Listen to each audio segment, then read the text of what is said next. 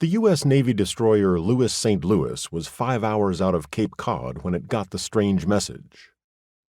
A Navy long-range anti-shipping bomber had spotted 3 bodies floating in the Atlantic, about 350 miles off the coast of Maryland and 24 miles from the destroyer's current position. The crew of the Navy aircraft had no idea who these floaters were. A supertanker carrying aviation fuel had been sunk by a U-boat in the general area several days before, but it was unlikely the 3 bodies were from this engagement.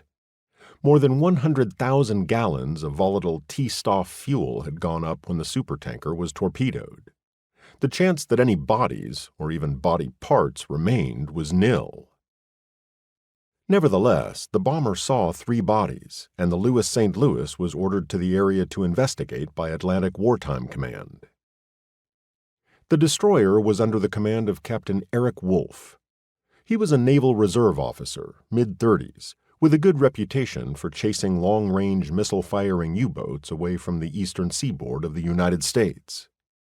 Though a handsome man, he was rarely seen without his thick sunglasses.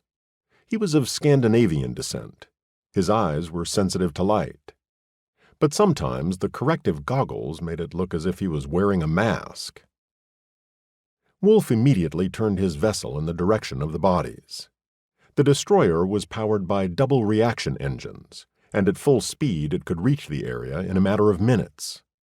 The super-heavy Navy bomber, which was also double reaction powered, would continue circling until the destroyer arrived. Wolfe went up to the bridge and had the Navy plane's radio signals piped directly to him. He explained the situation to his executive officer, a lieutenant commander named Ed Zal. How had 3 bodies come to be floating 350 miles from the nearest land, the XO wondered.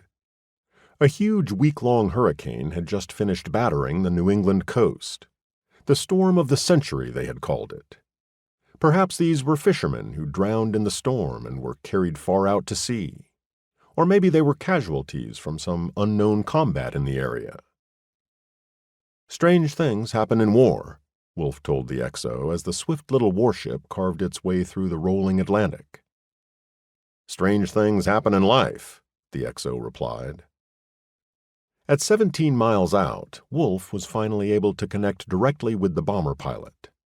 The aircraft was still circling the area. The bodies were still in sight.